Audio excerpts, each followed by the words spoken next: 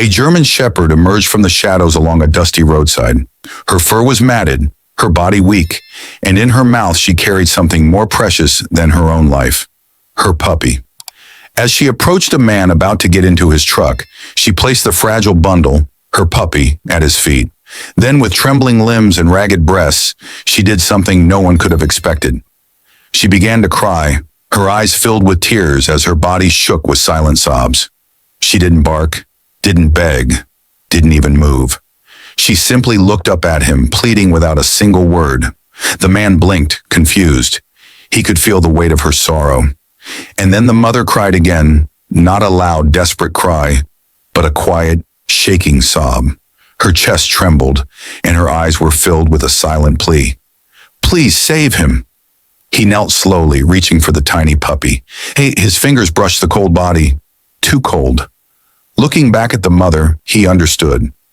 She was giving up her child. But why? She had no collar, no sign of ever belonging to someone.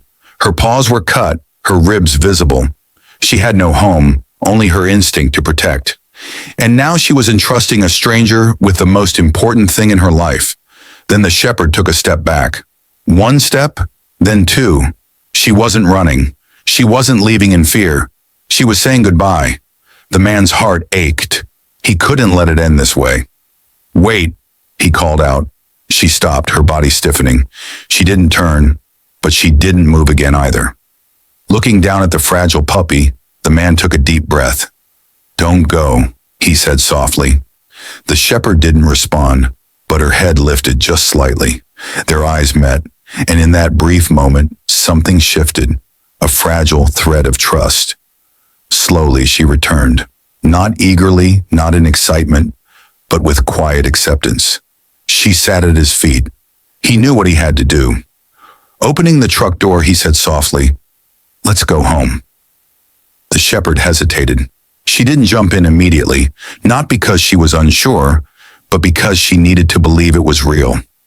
The man climbed in, giving her a small nod. That's when she finally leaped up and curled up next to her pup on the seat, her eyes flicking between him and the puppy. But there was no fear in her gaze, just exhaustion. She was too tired to believe it was possible to be safe again. "You don't have to worry anymore," he whispered to her. She didn't react, only a slight twitch of her ear. She had heard promises before, but had never been given the chance to trust. When they reached his cabin, the quiet home on the edge of town, it was well past midnight. The man parked the truck and glanced over at her. She still didn't move. He opened the door and was surprised when she didn't immediately rush out. He lifted the puppy carefully from his arms and stepped out. Only then did she rise slowly, painfully, but with determination. The man gently placed the puppy on a couch cushioned with blankets. The shepherd hesitated at the door. The man extended his hand toward her, but she didn't sniff it or pull away. She just waited. There was no trust yet, only the faintest glimmer of hope. The man walked to the kitchen, returned with a plate of meat from the fridge, and set it on the floor. "It's yours," as he said gently. She didn't pounce on it. She didn't eat greedily. She ate cautiously, almost sadly, as if she feared the food wouldn't last, that it was too good to be true. When she finished, she lifted her head and met his eyes, the barest hint of something like gratitude or relief in them. She moved to the couch and lay beside her baby, curling around him. And for the first time that night, she closed her eyes, not to guard, not in fear, but to rest. The man watched her in silence, feeling a weight lift from his own heart. They were both finally safe. But as he gazed at the puppy, still so fragile, still so weak, he knew they weren't out of danger yet. They needed help. By the time they reached the vet's office, it was still early morning. The receptionist's face turned serious when she saw the pup. "What happened? I found him last night.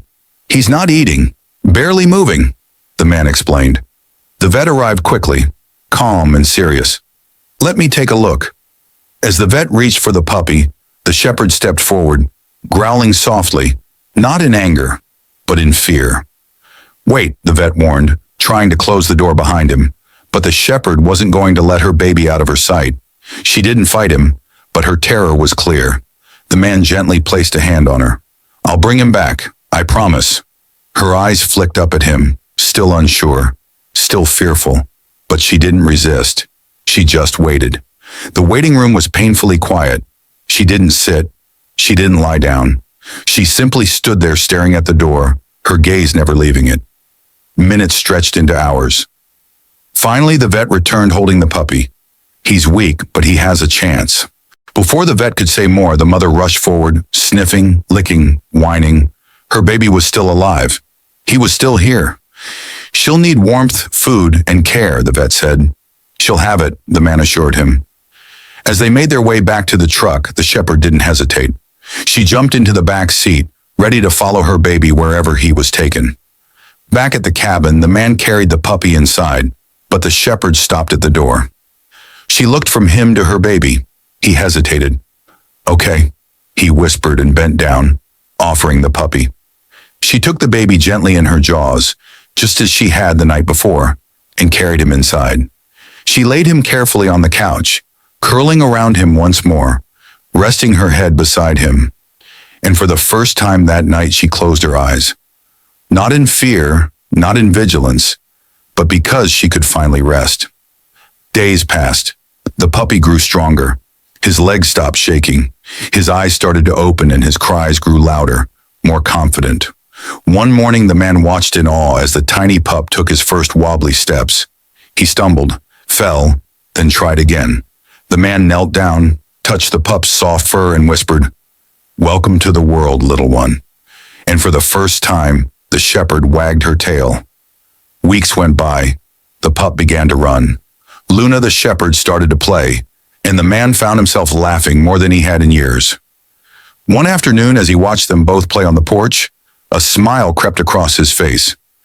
"I think it's time you had names," he said aloud. Luna stopped and looked at him. Soul, the pup, sat obediently beside her. He smiled. "How about Luna?"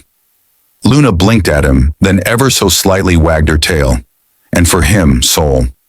Sue barked softly. The man chuckled. Luna and Sue. That night, as the man settled into bed, he felt the familiar sound of footsteps padding into his room. Luna lay at his bedside and Soul curled up next to her. The man smiled, his heart full. No more fear, no more cold, only warmth, safety, and the beginning of a new life together forever.